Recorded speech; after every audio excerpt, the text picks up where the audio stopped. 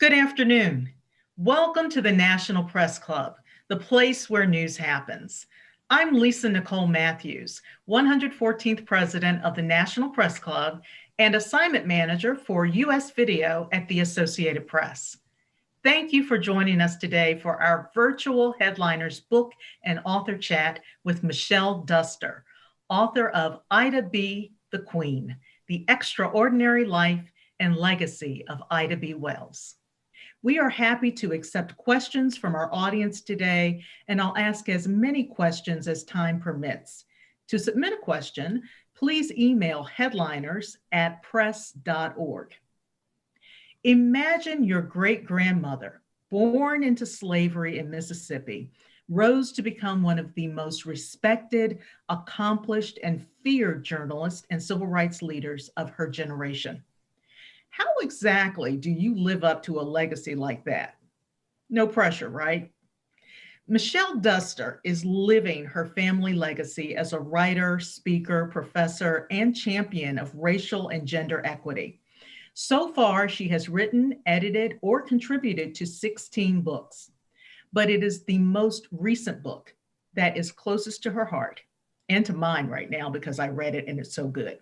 It tells the story of her great-grandmother, Ida B. Wells, the journalist, suffragist, crusader against lynching, and fighter for the rights of Black people.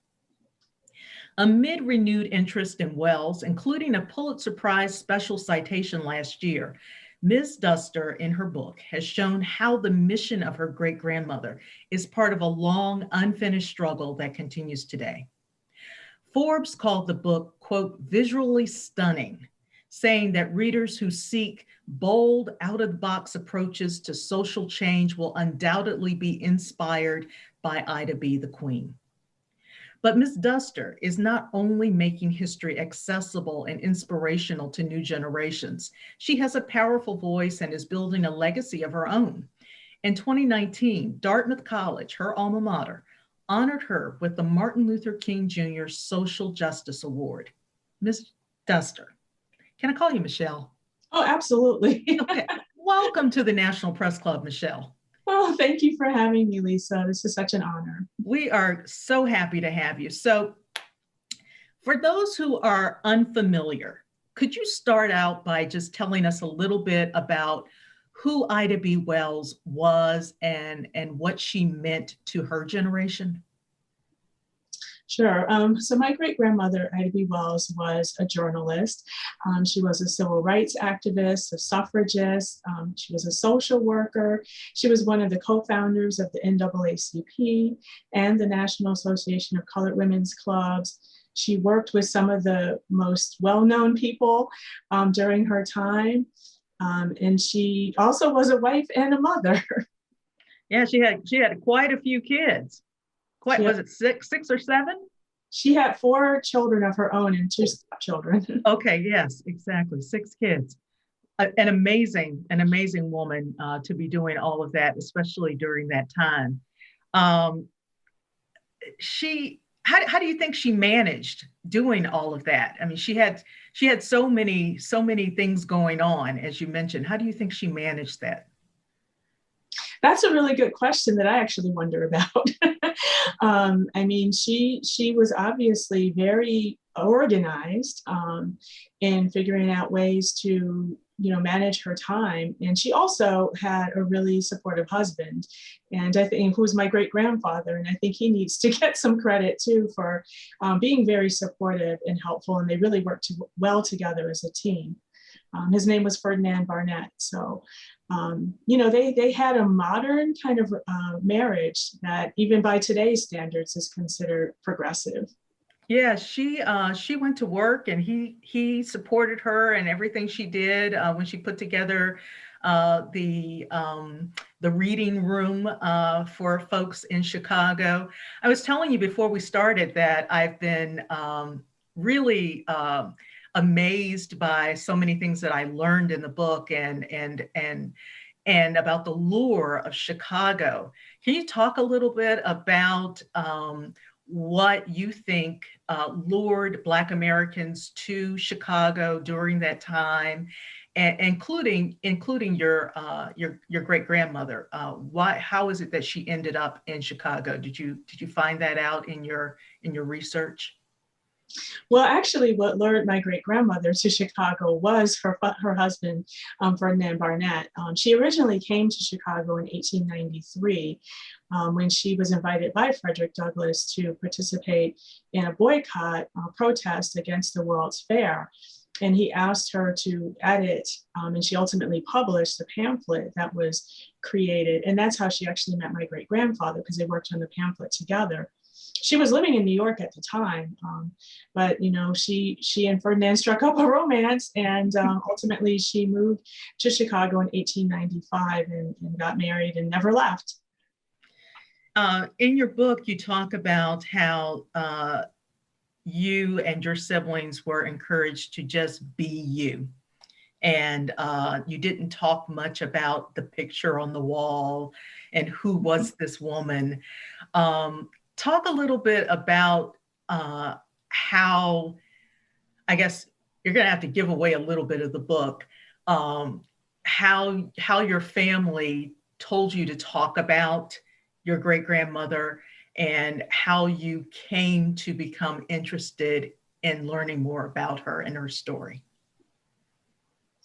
Right. Well, so I'm related to Ida B. Wells on my father's side of the family. My father was Ida's grandson through her youngest daughter, Elfrida Barnett Duster. And so I knew my grandmother very well. We spent a lot of time together.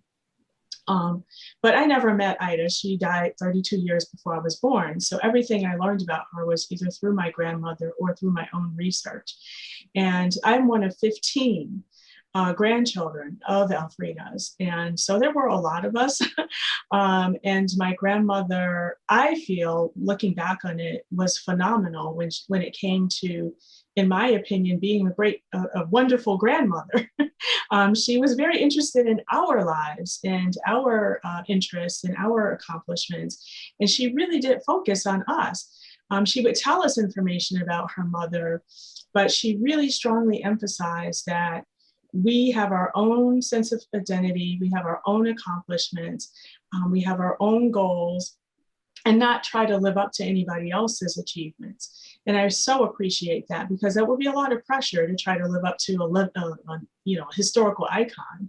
Yeah, I was going to say, you ended up being quite a bit like your great grandmother, though, even though you moved out. I mean, you mentally, expanded on your own with, no like plan of following in her footsteps, but in a lot of ways you did. Can you talk a little bit about how similar you ended up being with your grandmother?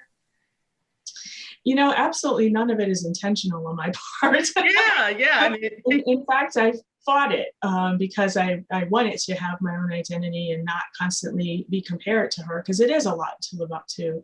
But I guess my just interests were in alignment with some of the things that she did, which were, she obviously fought for freedom, justice, and equality for African Americans during her time. She grew up during a very violent period of our country's history, and documented the extreme level of detail when it came to the realities regarding lynching. She was countering false narratives at that time that were pervasive of basically criminalizing Blackness, which might sound a little familiar even today. And so my interests were in humanizing and creating more well-rounded portrayals of African Americans, because even during my time, I have found there to be harmful kind of portrayals of African Americans, which I think ultimately can impact attitudes, which impact policies. There's an eeriness to the revolt in Houston that your mother fought to have people learn about, and your great grandmother fought to have people learn about and know about the eeriness for me in reading your book was the number of people who kind of just popped up and were suddenly, they started to police other people and determining whether they were patriotic enough. Did that strike you as just a very strange similarity to what we've been seeing, at least as late as January 6th?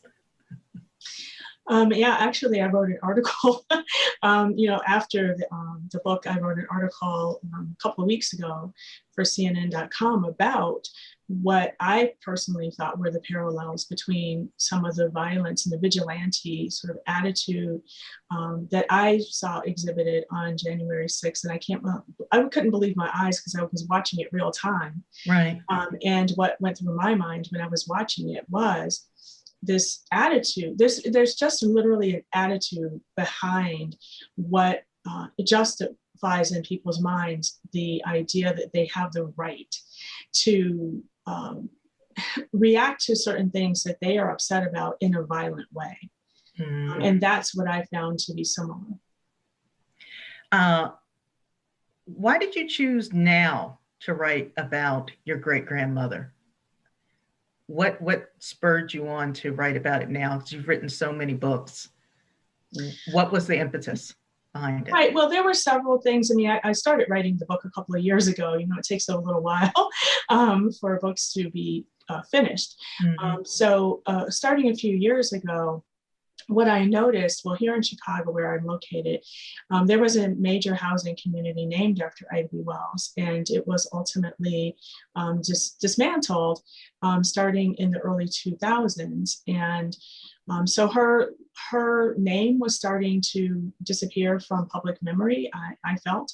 And also, she was not a building. She was not a housing community. She was a woman. And I really wanted people to know who she was as a woman and not just hear the name, but have no idea who she was. In addition, 2020 was the centennial of the 19th Amendment, and there was more focus placed on what role Black women played in the suffrage movement. In addition to this questioning of monumental representation in public spaces. So all of these things kind of converged for me and made me think, it's time for people to know more details about who Ida was and not just her name only. Yeah. I didn't really start hearing about Ida B. Wells, myself until actually, I think I started becoming more involved at the National Press Club. I did not learn about her in grade school. I did not learn about her even in college. So all of this was really, I'm reading your book, was supremely educational for me. And I just want to say that when you talk about how many things that she did, she was a journalist, but she was also an advocate. And she wrote objectively, but I'm wondering, do you think that there's a place for advocacy in journalism today? And could a Black journalist be the kind of journalist that Ida B. Wells was during her time? Could they be that kind of journalist now? Absolutely. Yeah. What my great-grandmother did was what is coined now as data journalism, which was pretty much documenting names, dates, locations, and reasons or excuses that were being used to lynch people.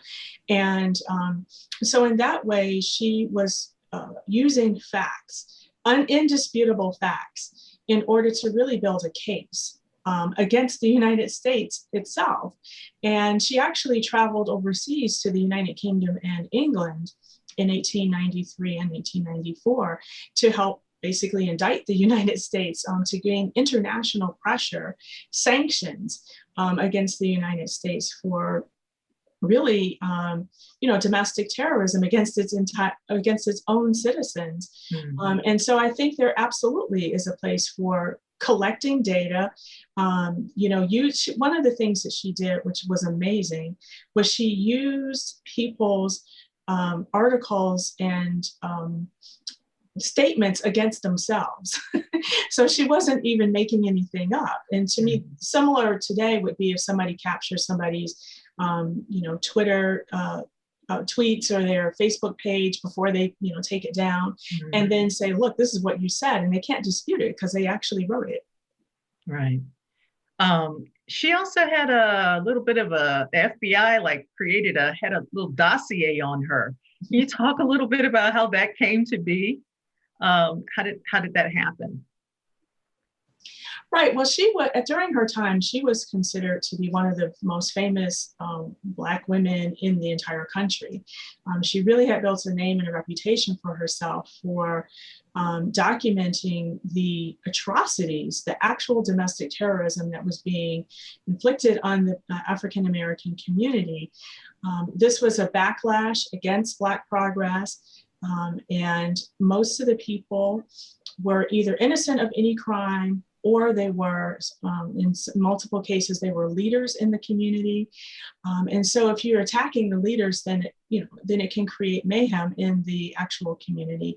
And she was documenting and chronicling all of this and put it together to build the case that domestic terrorism, lynching, is being used as a tool to oppress the Black community and dismantle financial strides and political strides.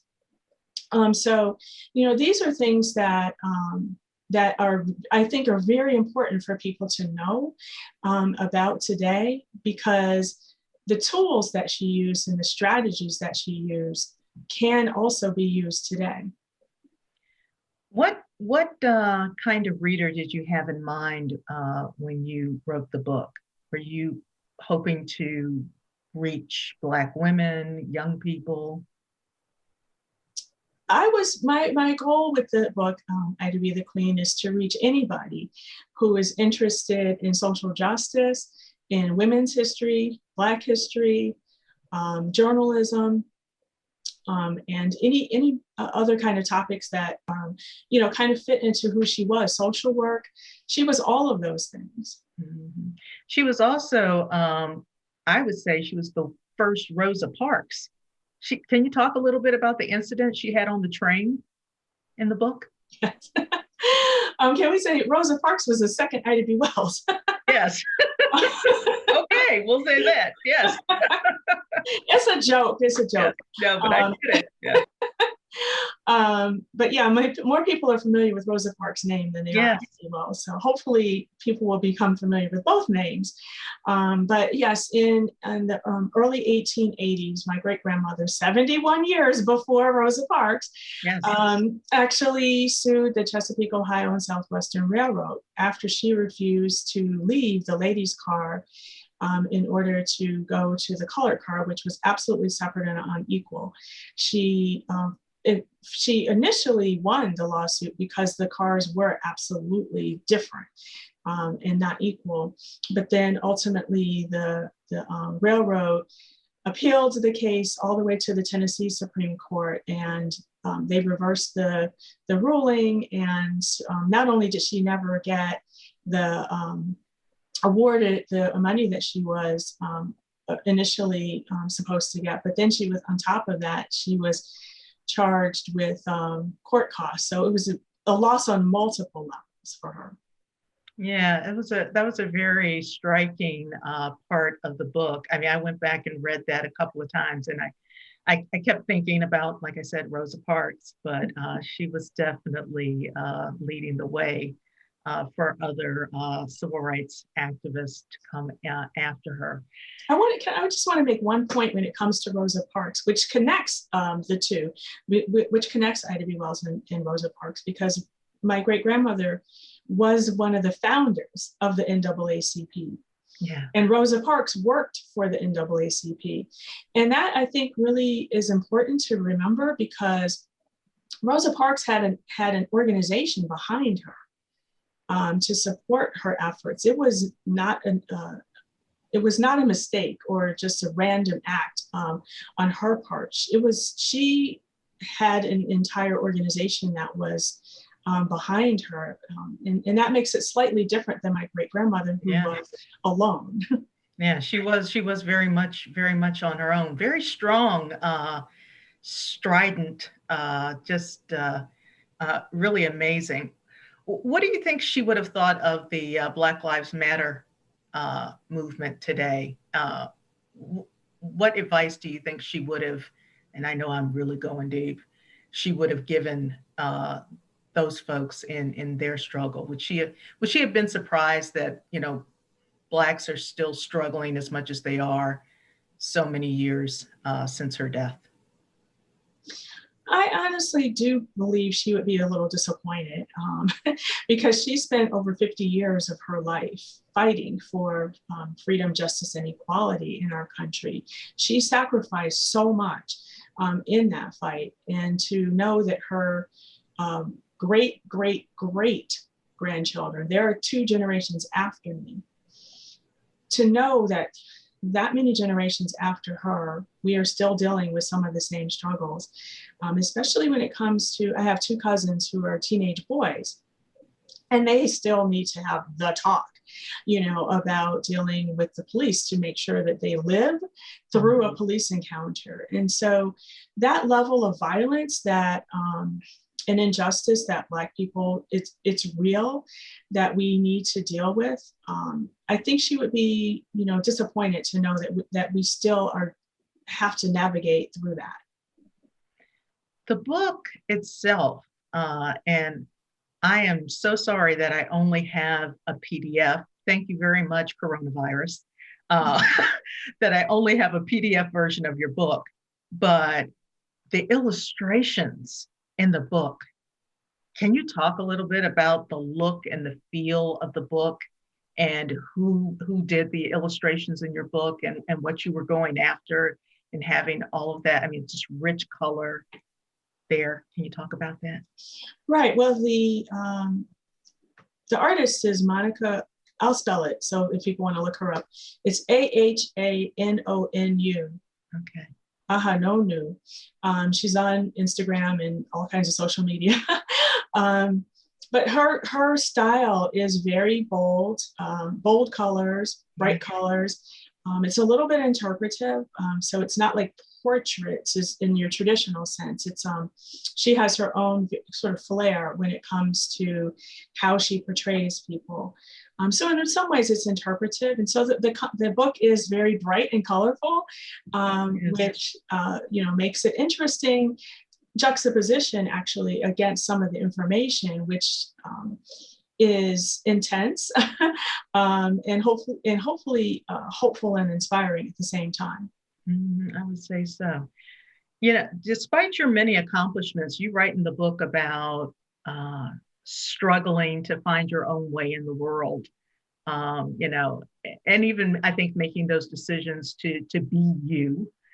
Do you have your own life figured out now? I mean, at this age, we like to think that we do, but do you feel like you're on track, or where you want to be as an author, or, as a Black woman? I mean, hopefully we all are constantly growing. And I feel that I am constantly growing into, the best Michelle that I can be. I have always had the common thread through my career of working to create more well-rounded, multidimensional, in my opinion, realistic portrayals of African Americans. We are not a monolith. And I think that all of who we are needs to be represented in media, images, in public history projects, and every aspect of what this country is. And so I have been working in different mediums, different types of organizations, different types of projects in order to have my own impact on how we are viewed, portrayed, and hopefully, also inspiring people to see themselves in these areas. You ended up working on a documentary, was it, about your great-grandmother? Can you talk about that? Yes, I worked on a documentary film about her in the 80s. And And I worked on a couple of other documentary films that were, about our portrayal as well. And I just think it's so important for people to see themselves represented, for Black people to see themselves represented in every area of our country. And I think it's important for people who are not African American to see people who don't look like them. We're all Americans, and we all need to be incorporated into every aspect of this American culture. Can you talk a little bit about how you managed to have the opportunity to work on that documentary? I'm going to take you back on that, because I know that some people are like, well, she was the great-granddaughter of Ida B. Wells. Of course, somebody opened the door for her to be able to do X, Y, and Z. Can you talk a little bit about, your trials and moving from one project to another, one career to another, because you were also working in advertising for a while before you decided to do more writing? Talk about your travel. Right. Well, I started my career in advertising as a copywriter because that was, I thought, a good way to have some entree into having an impact on our images and how our representation in media. I went to film school while I was working in advertising. And so I learned the craft of filmmaking. And it just so happened that William Greaves was working on a film. And so I had the skills and the background to work on that project. Mm-hmm. Why do you think it's important for young journalists today to know about Ida B. Wells? I think that my great-grandmother, Ida B. Wells, was a pioneer in data journalism, and she also took control of the narrative from a business standpoint. And I really think that's important for people to know. And in Ida B. the Queen, I really wanted to help people understand that ownership of the news outlets is helpful, because I think that is what it ultimately gave my great-grandmother the opportunity to be as brutally honest as she was. She owned the newspaper. She was a co-owner.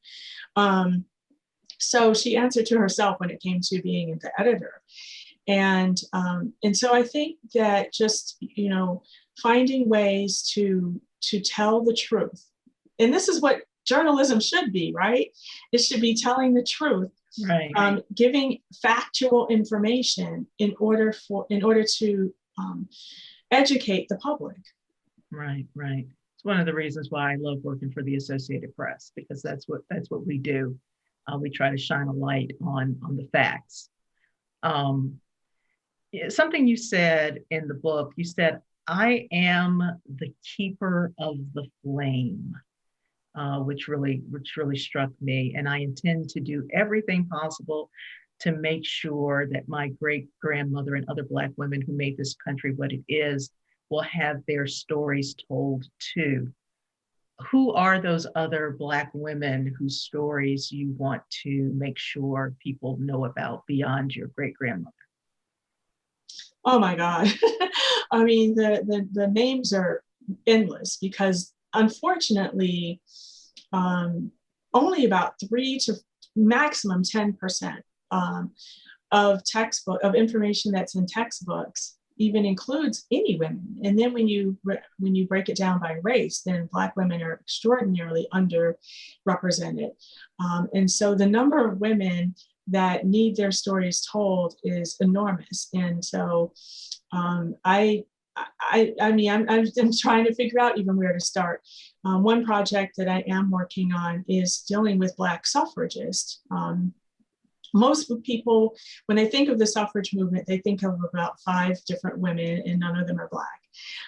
And so I want to make sure that all of those women who paved the way for all of us to have the right to vote, and ultimately, here we are, we have a Black and South Asian woman as vice president. Well, she didn't get there on her own. She, stood on shoulders, and she recognizes that, thank God, that there were thousands of women who were in the trenches for 7, 8, 9 decades, to make sure that we today have this ability to vote and also become political figures.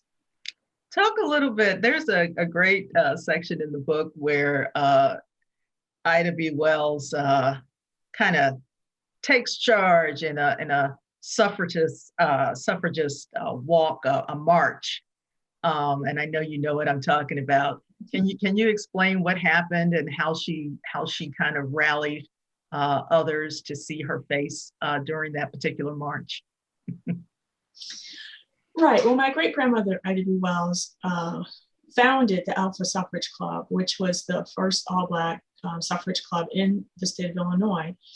And it was very shortly before the march in Washington, D.C., the suffrage march. And so she was representing the suffrage club with the Illinois delegation. And once they got to the march in Washington, the women were asked to have the Black women march in the back of the parade. And long story short, my great-grandmother pretended to agree to that. But then the day of the parade, they couldn't find her. And come to find out, she walked along the side of the parade and inserted herself into the Illinois delegation, front and center. Yeah, she ended up, she made like the front page. She's right there in the middle, holding up the banners. It was yes. Quite a surprise to her fellow marchers and others. She also drew quite a bit of respect from the likes of Frederick Douglass and others. Can you talk a little bit about how she ended up, being in communication with the likes of a Frederick Douglass?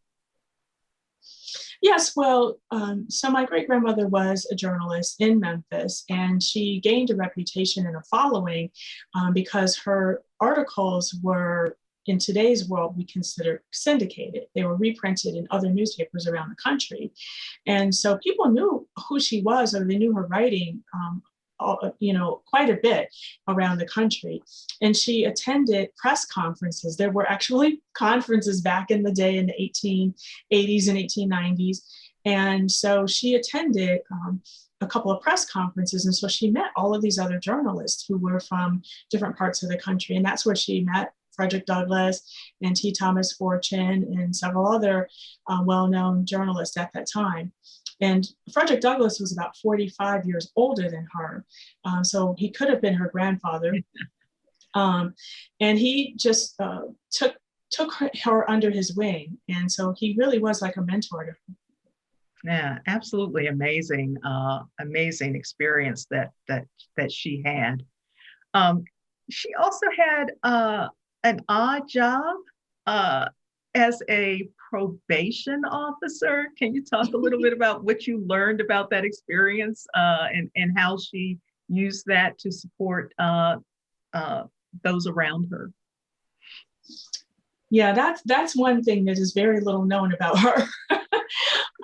But I really think it speaks a lot to who she was, because she and her husband, my great-grandfather, opened the Negro Fellowship League, which was a rooming house for Southern migrants who came to Chicago and were not accepted at that time, the YMCA. Mm-hmm. And so their answer to that rejection was to open up their own house. And so they found a place that would, allow for these men to have a place to stay. She helped them to find jobs. There was a space where they could have sort of entertainment or recreation in order to keep people out of the criminal justice system. Or she said, out of the saloon. I think that yeah.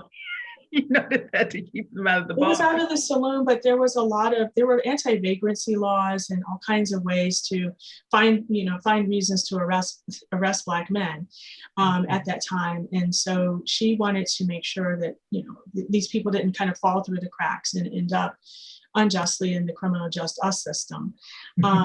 And so after the organization was supported for a couple of years by a funder, the funding dried up. And so my great-grandmother decided to get a job and use her salary to keep the organization open. Mm-hmm. That's amazing. She truly balanced everything. From growing up. I mean, she grew up orphaned, right? Did I get that right? Right, which, yeah, she was the oldest of 8 children. Okay. I mean, she was born enslaved in Holly Springs, Mississippi. And her father was a carpenter and her mother was a cook. And she was the oldest of 8 children, but unfortunately, both of her parents died when Ida was 16 years old. And so she became the caretaker and the breadwinner of her 5 remaining siblings. So she took on adulthood responsibilities at a very young age. Yes, she did indeed. So I'm trying to think what else I can ask you because I don't want to give away too much of the book. And I feel like every time I ask you a question, I'm just giving away more and more of the book. People really, really need to just buy the book and really suck in all of that history. What do you think she would make of the way that we are set up now, the way that we do reporting? Um, is there anything that you think that, because the way that she was paid initially, and she didn't get paid very much, what was that, like $1 an article? No, $1 a week. It wasn't even per article. $1. And to put that into perspective, at the time she was making about $60, $60 a month. So $1, per week was not very much money. Well, she gave freelancing a whole new twist. There would be some freelancers, I think, that would be not necessarily want to model themselves after Ida B. Wells, but definitely want to strive to be as strong of a freelancer as she was.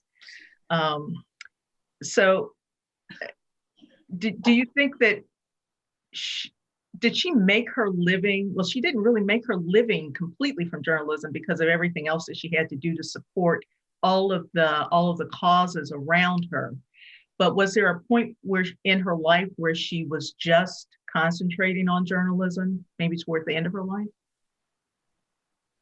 She focused exclusively on journalism for about 1 year. When 1891 is when she had been teaching. She was a teacher for several years, and basically, worked as a journalist as a side gig in today's language, because she loved it, but she couldn't make a living at it at that time, and so she kind of created a situation for herself where she ended up losing her teaching job through her writing because of some things she wrote.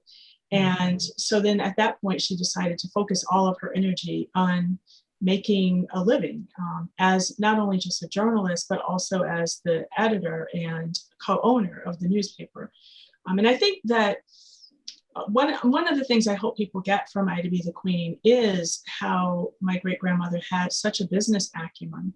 In addition to being a journalist, she really was very business savvy in navigating, around co-owning newspapers and growing them. Talk a little bit about the newspaper that she co-owned. What was it called? Well, it was the Memphis Free Speech. That's what she renamed it. It was originally the Memphis Free Speech and Headlight, but she shortened the name. And so she was co-owner for a couple of years, and then things kind of fell apart after she decided to write about 3 of her friends were lynched because they owned a grocery store.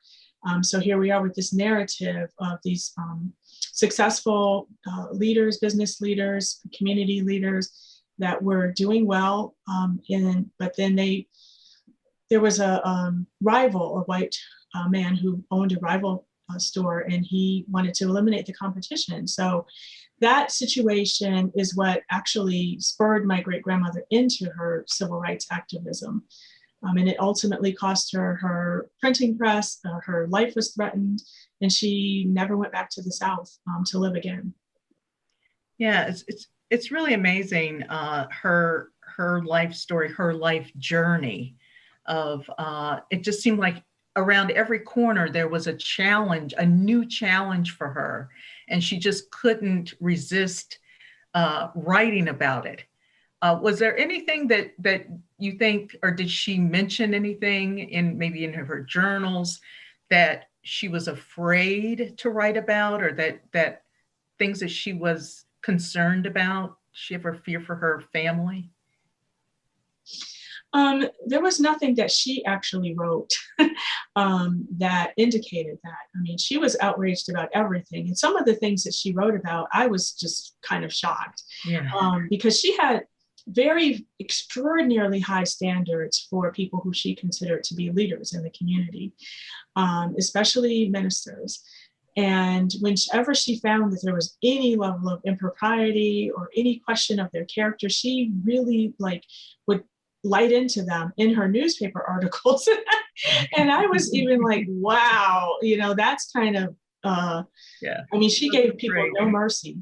Yeah, absolutely fearless. And she did not withhold her disappointment when she tried to get support, particularly about those buttons. She had a thing about those buttons, and she wanted people to understand the history behind those buttons, and that whole encounter that happened in Houston with the Black soldiers. Can you talk a little bit more? Can you expand on, the driving force that she had about that particular incident, and when she called on the churches to help her, the disappointment that she experienced? Right. Well, my great grandmother, Ida B. Wells, was one of the things I learned growing up. When I learned about her growing up, was that she was absolutely 100% uncompromising, which could be a good or a bad thing depending on what side you're on of her wrath. Mm-hmm. And she, was extremely opinionated, and had a very forceful personality, which is admired today. But, during her time, there were people who really, really had a problem with her. Because you can imagine, sometimes that can be difficult to deal with. But she had a very strong opinion about the United States government killing its own soldiers. Because in Houston, there was a riot that took place, and the Black soldiers that were involved in the riot, where felt they were actually defending themselves, were executed by the United States government. And my great-grandmother had a real problem with the idea that we are supposed to be fighting for freedom and democracy overseas, but then in our own country, there's no justice. Mm-hmm. And she wanted to recognize those soldiers who lost their lives, and ultimately was investigated by the FBI because they considered her to be criticizing the government, and therefore that was treason. She got a visit from the Secret Service too for those buttons. Right. She called it, in her autobiography, she called them Secret Service men, but ultimately, they're in the FBI files. So maybe they were FBI, maybe the language changed over time. But yeah, they visited her at the Negro Fellowship League, and she, according to her own side of the story, was absolutely not intimidated at all by these men showing up, and dared them to charge her. Yeah. Do you ever sometimes feel like you might catch a glimpse of her in you? When you look in the mirror, do you feel like journalism is hugging you to some degree, and her strength in her craft is right there with you? Well, I think that the way that I was raised, there are family values that are passed down, in families. And I think the way that all of us, were raised in my family is to believe in ourselves, to speak up for ourselves, to not be intimidated by anybody, but then also not to look down on anybody. Mm. And my mother, I'm related to Ida on my father's side, but my mother is very feisty. And so I learned, just from the people that I was around, to speak up for myself and to fight for what I think is just. And in my family, we grew up constantly talking about social issues and politics. And so just being in that environment I think just kind of inherently makes you socially conscious. Mm-hmm. Well, I mean, having you as a guest today, in towards this is the last week of Black History Month, and we're coming up on Women's History Month. Mm-hmm. It's just so appropriate to, I think, to have such a really great discussion about an amazing trailblazer. We're getting down to the last few minutes, and I want to be able to talk a little bit, or at least uh, in a way of wrapping up. I want to thank the folks who organized today's headliner before I give you your final question, which I'm hoping that you can, expound on when we get to it. And I'm hoping that I can get the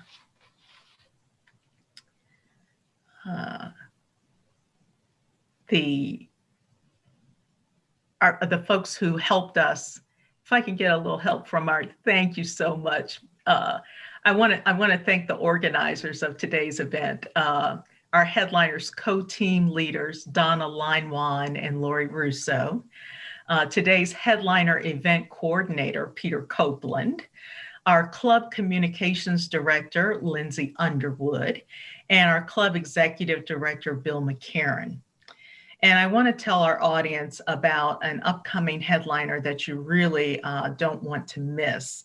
On March 3rd at 9 a.m., we will host General John W.J. Raymond. He is the Chief of Space Operations for the U.S. Space Force branch of the U.S. Armed Forces. He will address the threats to access and freedom to maneuver in space. So we hope you all will join us at that time. So now for my final question, and we talked a little bit about this. If a future member of your family writes about you, Michelle Duster, how would you like your life and contribution to be remembered? Well, I'll just speak about my career achievements versus everything about my life. I mean, my hope and my goal with the work that I'm doing is that it will show a more diverse and multidimensional depiction of who Black people are in this country. And in multiple ways, I want to make that contribution so that our humanity is actually recognized and accepted, and is a form of inspiration for people. Do you think that, and I said that was my final question, but you touched on something about people seeing Black people as people, as fully dimensional people.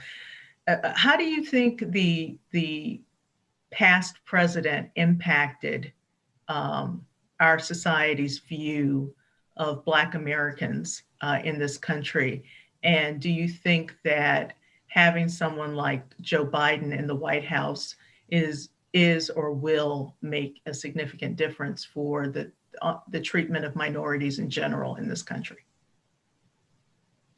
Well, I think having somebody in a high-level position who has a very large platform can make an impact on how people think about things. And so having somebody who is compassionate and accepting and inclusive, I think will make a difference when it comes to tone and hopefully when it comes to attitudes. Okay. Well, Michelle Duster, thank you so much for your time. Thank you for writing the book. Thank you for taking the time to inform us and give us a little peek into the life of your great-grandmother. It was quite a learning experience for me to read the book, and made me smile more than a couple of times. So thank you so much for joining us here at the National Press Club. And thank you to those who have been watching, and apologies again for the technical difficulties at the top. We thank you for hanging in with us. Have a great afternoon.